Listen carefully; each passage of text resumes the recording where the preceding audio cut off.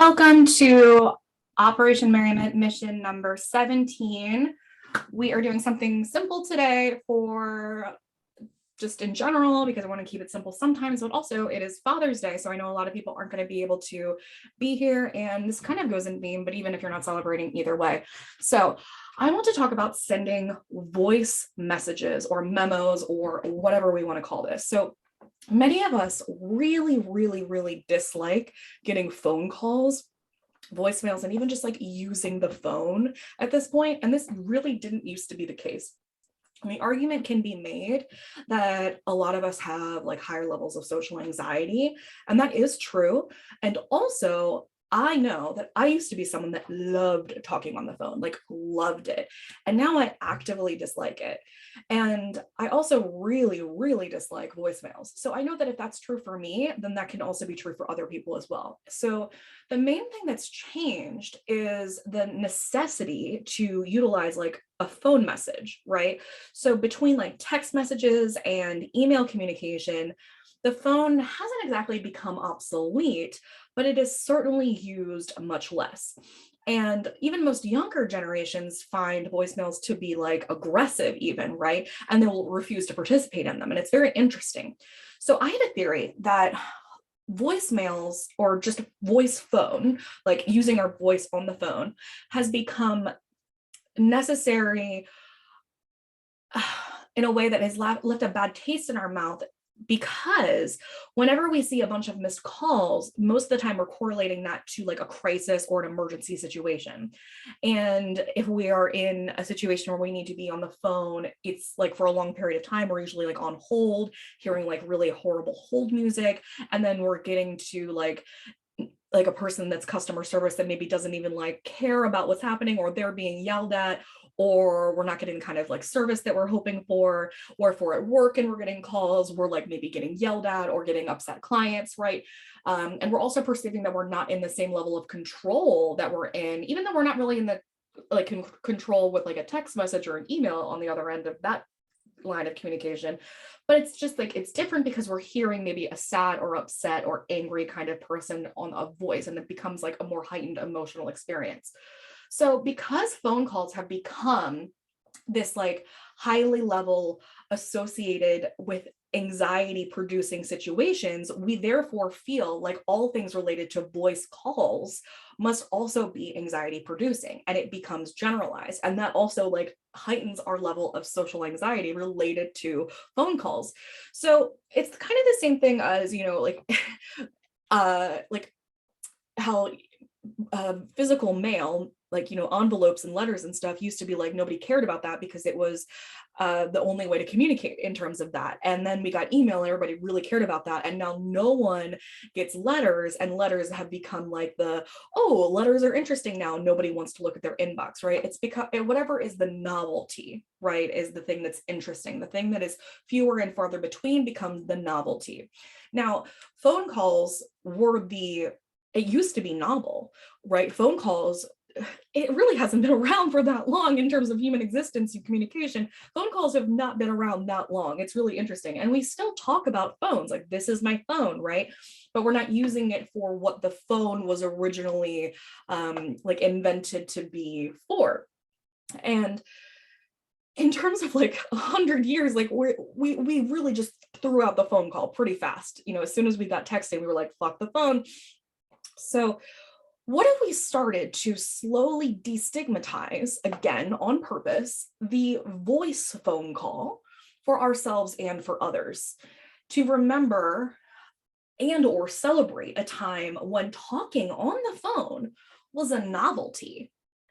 And to go back to when having a phone in your room was exciting, and like having a landline in your or your own line in a room was like, oh my God, this is like the best thing ever.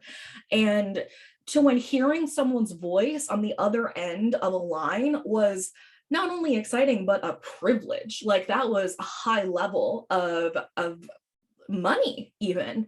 You know, this was not a grievance or a grudge or a chore or, oh my God, it was a celebration. It was a privilege. It was a piece of gratitude, instead of something like, oh, it's my phone. It's my fucking phone. You know, like this, like how quickly we go from something that is, now it gives me anxiety, to like people didn't even have a choice to like have anxiety about it. It was like, I get to talk to someone that's far away, right?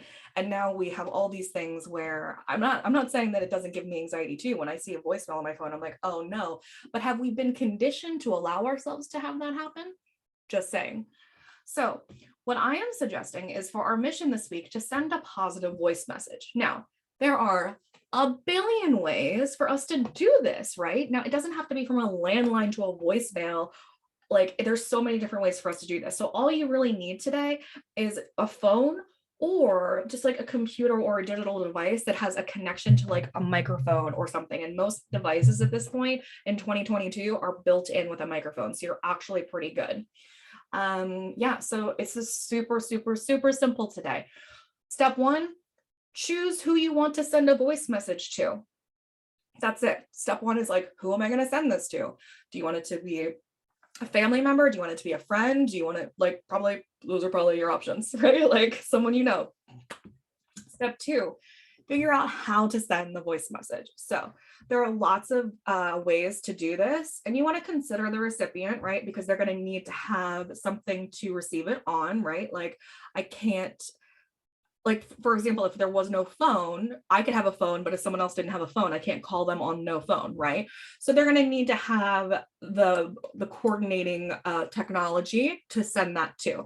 Now I have a bunch of options in terms of apps and ideas of ways to send a voice message without it being on an actual telephone. So apps, you can Facebook Messenger and Instagram DM are like really great ones where you can kind of just like hold your finger down, and you just hold your finger down and you talk into your phone and it just sends it, and it goes up to, I think, 60 seconds, which is a great amount of time. If you have an iPhone to an iPhone, you can send through a text doing the same way, and you can actually talk for a much longer amount of time. And if you have an Android, you can send to an Android or an iPhone, but iPhone doesn't let you send from iPhone to Android because they're very culty.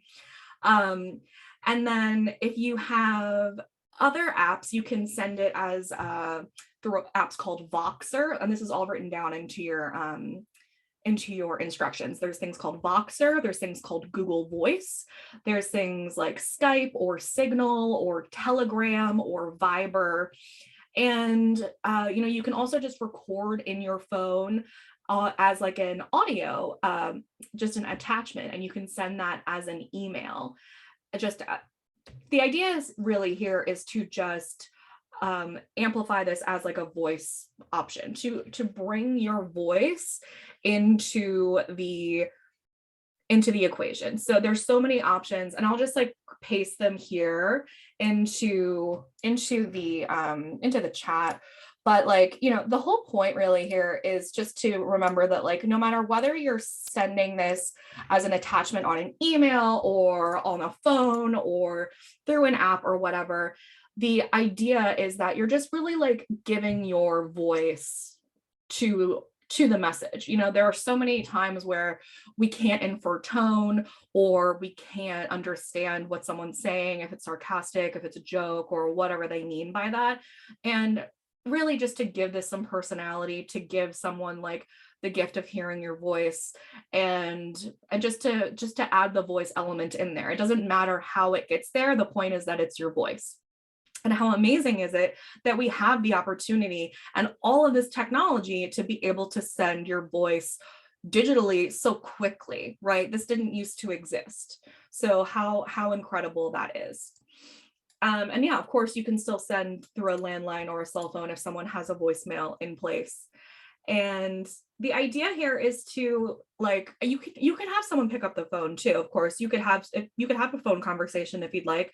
I was thinking more, not assuming someone's going to pick up the phone, and kind of really maybe being able to curate your message and thinking like, okay, I'm just going to kind of send a message and keep it short and sweet so that their anxiety level is low, your anxiety level is low, and your audience best, but to keep it like under 90 or even 60 seconds, and just send the message there and let it sit, and to have the message be really just positive, right? So that we're destigmatizing what a message can be. So let me take a second here when we're thinking about what it is that we want to. So now we're thinking about how we want to. We know, like, now that the options are here of like what it is that we want to say in the message. So now let's take a look at some inspiration photos, which is a little different this time, because just the nature of this Operation Merriment mission. I just want to give you some ideas of, like, when I was looking for like the mood board here, it was so different because everyone that makes memes or GIFs or art for voicemails are they're very anti-voicemail. So it was very difficult and interesting to go through this and see just how culturally we are anti-voice connection and how interesting that is. So this is just like a neon sign of just like the love of a phone voicemail notification. And then I found these little comics that were like, happiness is a great long talk with an old friend after way too long, or long phone calls about nothing. And I really remember just like sitting in a beanbag in my room with like the cordless telephone once we got that, and like how beautiful that privacy was to be able to, like, well, the perceived privacy, I guess, and just being able to talk on the phone for hours, and I don't even know like what was I talking about at 11 years old? Like, what did I have to talk about? I don't know, but it was just this idea of connection. Getting phone calls from your loved ones. Like, I mean, some people really, like, when did we decide that getting phone calls from loved ones was, something that we hated? Like, that used to be the thing that we really looked forward to, and now it's something like, ugh, I don't want to talk to anybody. Maybe like rewriting people in your phone as something really cute, so that when they do call, it doesn't feel so aggressive. How can we change this? Like remembering the cord phones and all the little love. There's so much beautiful art done with, like, especially old school phones, the pay phones, there's so much romance around phones and the long lost art of a phone call, and like the calling someone in the rain at a payphone, and like, I don't know, there's just so much art around like the leaving the voicemail, or the not even a voicemail, before there were voicemails, like at a I can't even think of it, like the recording, the recording thing where we had to like rewind it and everything, and it was so manual, and just like stumbling over your words and hoping someone would call back and having no way to know, and there was no read or unread, it was just like a prayer and a hope, and the process was so analog and connected that that's why there's so much romance around this like handled phone with a cord, because it was a different feeling than this disconnected dissonance that we have now with these. This is a different thing. This phone will always be the 90s in a box to me. Stevie Wonder, I just called to say I love you. Why is this song so popular? This is the whole energy that I'm trying to create with this mission. I just called to say I love you. That's all we're trying to create here, is the idea of sending a voice message, voicemail, voice message, voice recording, whatever you want to call it, with just the idea that you don't need to say anything else. The message doesn't need to be, oh my God, the dog is in the hospital, or there's a crisis, or I need something. The idea is like, there's no ulterior motive, there's no agenda. It's literally just, I'm calling because I love you. You don't even need to respond. There doesn't need to be anxiety around the fact that someone's calling you. And the only way that we're going to change that is if we like change the narrative around what calling needs to be again, because it didn't used to be like this. The idea, like all these little, like someone put like these little star confettis on the phone and feeling like that's what is happening. Like when you're long distance, or I mean, anything can be long distance on the phone. And it's just the art of the beauty, really, the beauty of the way that your phone can connect you. And instead of being so angry and upset at it, being grateful for it. I saw this on, I think it was Google Images. It said, I just called to say I love you, tag a loved one and ask them to leave you a voicemail saying how much they love you. And this was something that I had actually already put in the elaborate section on the instructions, because like, this is one of my main points around, you know, we are grateful, we're upset about stuff until we need it, right? So that's like the whole point of being mad about like a phone call. Like we're like, ugh, I don't want a phone call. I don't want to talk to my parents. I don't want to like whatever. And then they'll die, right? And then you're like, oh, if only I'd spent more time with them, right? Or if only I'd like not deleted that voicemail and I could hear their voice, right? So if only like you get them to call you and you like listen and you save the voicemail, or you ask them to call you on purpose to leave them a voicemail. Do it for them. Do it. Ask them to do it for you. Go out and ask everyone in your phone to do it for you. Have like, because you know what? Reading a text from your parents when they're gone is not the same as listening to a voicemail from them. You know why? Because there's emotion and connection and personality in a voice. So why are we so anti-connecting? Because of fucking phones and screens and this dissonance that we've created in society. So like, acknowledge that and acknowledge that I don't think that it's as much social anxiety as it's conditioning. So let's like try to connect again and start with just calling to say that you love them. I thought these were really cute, like labeling the little voice message. This is what it looks like when you send a voice message on a phone. Just this little bubble. And how this is like memed now, you know, this is like a new thing. This didn't exist 20 years ago, that little bubble. We didn't know what that looked like. It looks like alien stuff. But now we know what that means. And that's another way to send a voicemail. And how cool is that? Less work. This was Oprah saying, you get a voicemail, you get a voicemail, everybody gets a voicemail. And then just this, I mean, like the aesthetic of a telephone with a cord, it will not go away. It's so romantic and cute. I don't know. This I thought was interesting, a voicemail logbook. Like this could be like a way that you log like random acts of kindness of sending voice messages. I thought that was an interesting idea for you know, keeping a scorebook.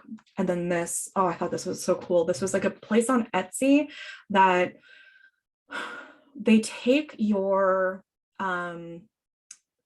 voicemails that you get and they transcribe them into like this QR code, and you can scan it and then you can listen to it, and then you could turn it into like a sign or like whatever you'd like to do. And I thought that was really interesting in terms of, you know, immortalizing something, because again, it's like not knowing what you have until it's gone. We didn't know that phones were cool until we stopped using them, and we didn't know that connection was cool until we stopped doing it, and we didn't know that going outside was cool until there was a pandemic. Like we just don't know what we have until it's gone. So like, let's bring stuff back before it's like over. Like we're mad that malls and record stores are gone. So let's not let that happen with everything. Okay, so going back, think about what you want to say in the message. Now I made a little a list for you of ideas of what to say in the message. And I don't know if it's going to let me share the image here, but it's going to be in your follow-up email and your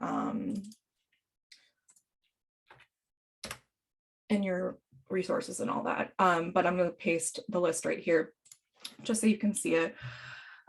So ideas of what to say in a voice message. This is I love you, go look at the moon, happy, you know, look up unusual holidays, or just like what it could be a calendar holiday, like today's Father's Day, or I saw a cute dog today, I saw a funny interaction on the street today.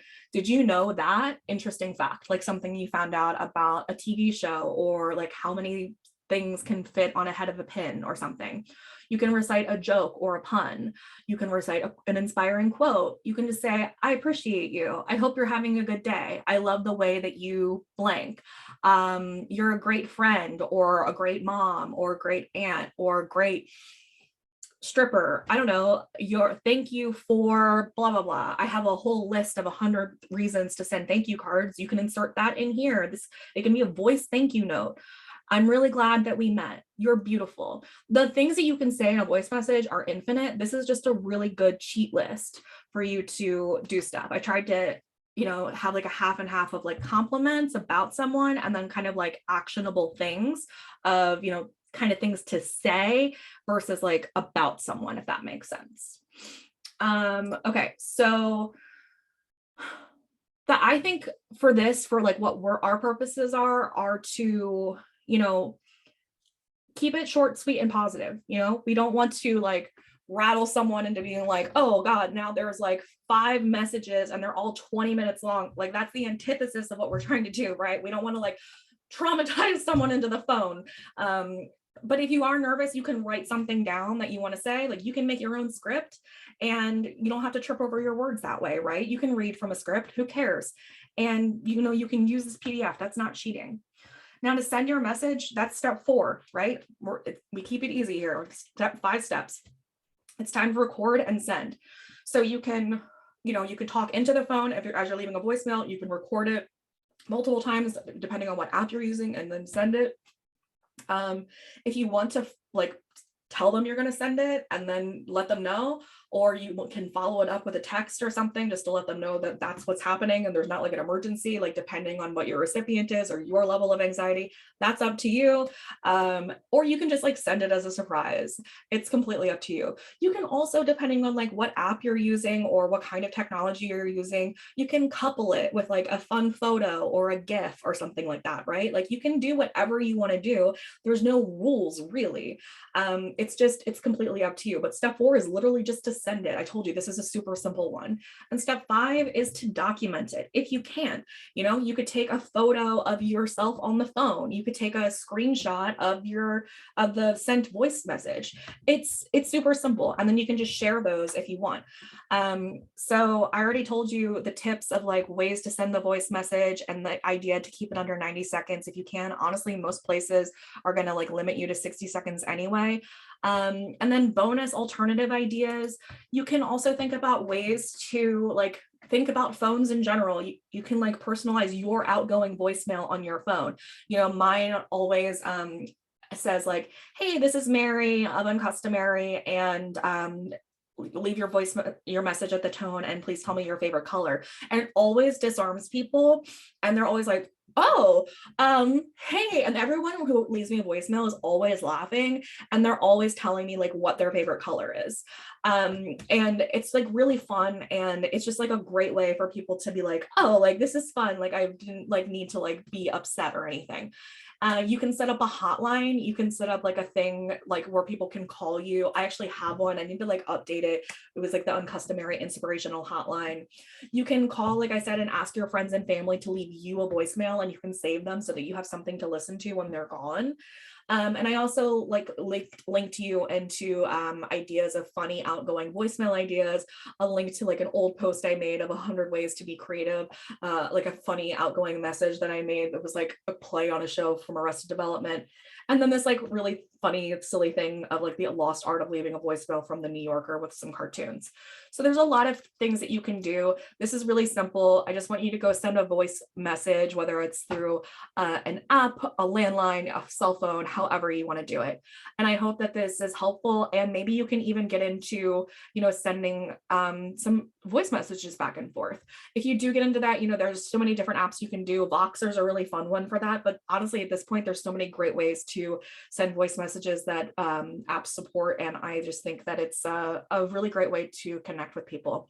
So I hope that you have a great weekend, and be sure to check out my my Merriment Missions deck, because if you love the Operation Merriment missions here, there is a new deck out available for pre-order. And it's really great because you can just pick a mission every day, and there's 111 of them.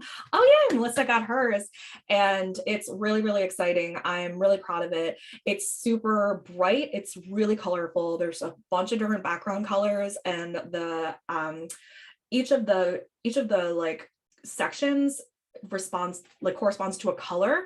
So there's like 7 different categories, and every time you draw a shape, you know like what category it's responding to. So if you draw a circle, then you know that you're going to be doing something creative. If you draw a heart, then you know you're going to be doing something related to self-care.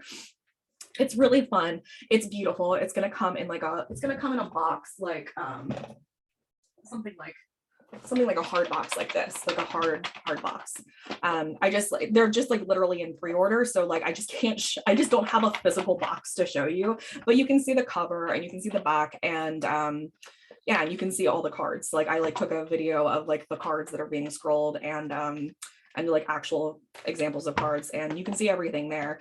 And it's 15% off. And yeah, and if you're international or non-US, I guess, and you need shipping, then just come to me, and I just have to do it by country. It's so stupid, but shipping is so expensive that it's so inconsistent by country that I just need to process you individually, because that's how things are right now.